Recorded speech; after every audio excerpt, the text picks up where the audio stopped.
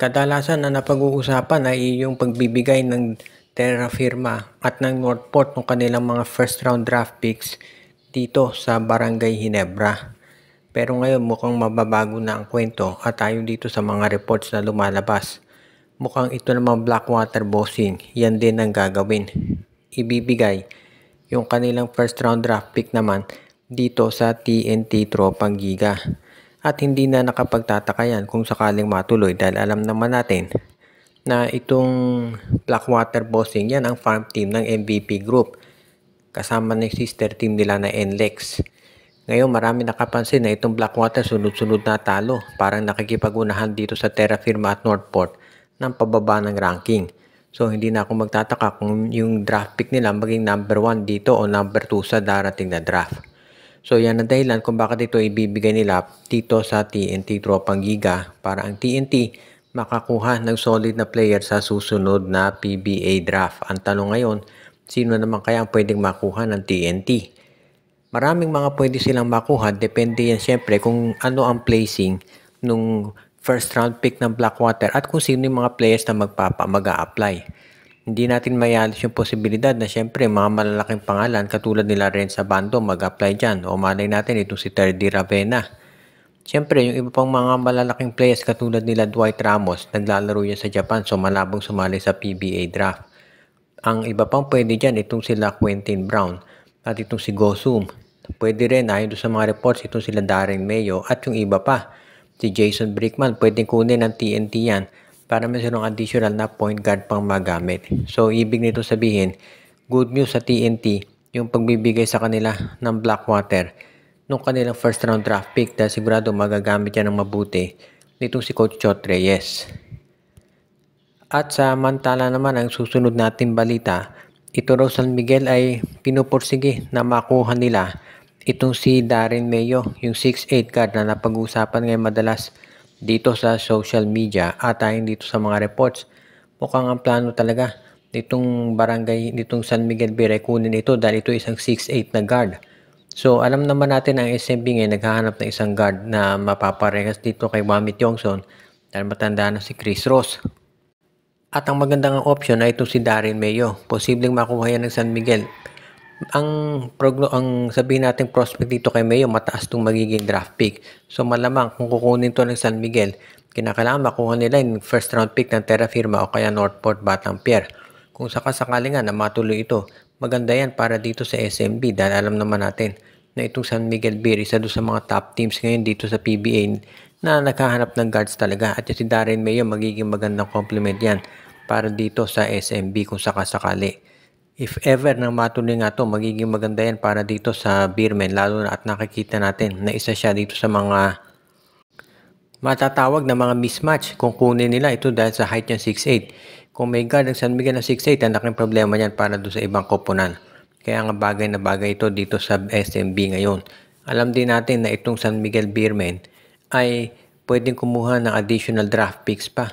Kaya sa ngayon dyan doon sila nakafocus dahil yung mga big men nila, nandiyan na si JM Calma at pwede pa raw nilang kunin ito si K. Marcarino mula dito sa Terra Firma Jeep. At dahil dito itong San Miguel Beer, maraming naniniwala na iyan talaga ang kanilang magiging plano ngayon. Kumuha ng mga additional big men bukod dito kay Darren Mayo para talagang maging mas malalim na yung kanilang bench at magkaroon sila ng additional na sabihin nating firepower para sa mga susunod pang mga conference. Ito naman Barangay Ginebra base dito sa mga reports na lumalabas ay nakafocus naman daw dito kay CJ Lane. Si CJ Lane ay isang 6'10 player na nakapaglalaro ng multiple positions yan.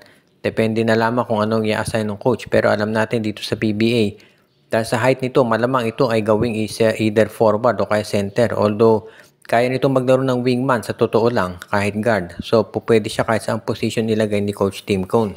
Marami pinag-aaralan ngayon itong Barangay Ginebra pagdating dito sa ganyang sitwasyon. Pero mukhang ang nangunguna doon sa mga options talaga nila ay gawin ito na isa doon sa mga top guards or top forwards nila. Kapag ito yung nagawa ng Barangay Ginebra, sa tingin ko magiging malaki tulong nitong si CJ Lane para dito kay Coach Tim Cone. Lalo na at ang plano talaga nila ay gawing mas versatile itong lineup ng Ginebra. At dahil dito nasisiguro natin na itong Gene Kings ngayon ang magiging isa do sa mga sabihin nating magsusuri dito sa darating na draft para makuha nila to si CJ Lane. Siyempre, unang-una kailangan mag-officially mag-declare to do sa draft. At kapag yan nagawa na, siguradong aarangkada itong Barangay Ginebra para makuha naman itong draft pick nitong Terra Firma o kaya Northport Batang Pier.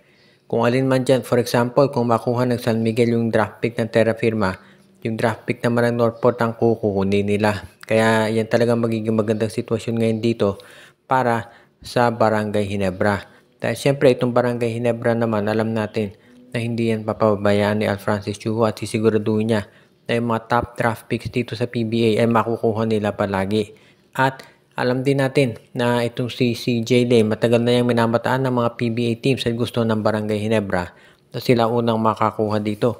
Para naman siyempre hindi yan papadaig dito sa MVP group at hindi nila papayagan na ang TNT Tropang Giga ang makakuha dito. Sa ngayon, ang huli nating balita ay tungkol dito sa Magnolia Chicken Templados.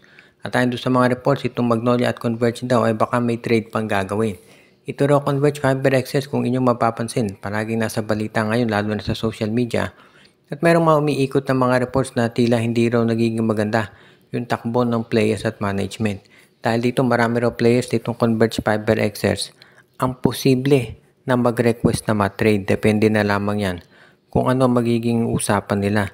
Pero mukhang ganyan daw talaga ang nagiging sitwasyon ngayon at marami naniniwala na itong Converge Fiber Excess ay eventually mapipilitan niya i-trade yung mga players lalo na kung hindi sila kontento dito sa management. At dahil dyan, ito ngayong Magnolia Chicken Templados ay isa doon sa mga teams na nagkaka-interest sa mga players ng Magnolia. Kaya abangan na lang natin kung sakasakali nga na matuloy itong magiging mga trades. Kabilang daw doon sa mga players ng Converge na baka kunin ng Magnolia Chicken Templados itong sila Jeyo Ambohot. At ayon doon sa mga reports, hindi lang sa Magnolia, kung hindi maski sa ibang teams ay pwede na raw na makipag-usap itong Converge Fiber Excess. Ready na raw sila na makipag-trade basta maganda raw yung magiging offer. So hindi na ako magtataka talaga kung ganyan ang maging sitwasyon dito at itong Magnolia Chicken Templados ay magiging isa lamang sila doon sa mga teams na nagkaka-interest doon sa mga players nitong lineup ng Magnolia ng Converge. Kaya ngayon itong Converge, asahan natin na magkakaroon pa ng iba pang major movements dyan. Hindi na ako magtataka kung magkasunod-sunod dito, lalo na kung totoo raw na yung mga players nila ay hindi na kontento dito sa nangyayari sa kanilang lineup ngayon. At kung ano man itong problema sa management ng Converge, kung meron man sa tingin ko dapat nila yung ayusin sa lalo't madaling panahon. Dahil nakapanghihinayang ang ganda pa naman itong lineup ngayon ng Converge. At marami naniniwala na isa sila dito sa magiging future contenders talaga sa PBA. Shoutout kay Anthony Alon, Katsakino Dokusin, Dalmacio de Guzman, Malyari Mascareñas. Binabati din natin itong si Dexter Domer, si Enju, si Michael D, RG Bueno at Dalina family, Joshua Giray Espejo at Rosales family, Ireneo Salangsang at ang iba pa nating taga-subaybay.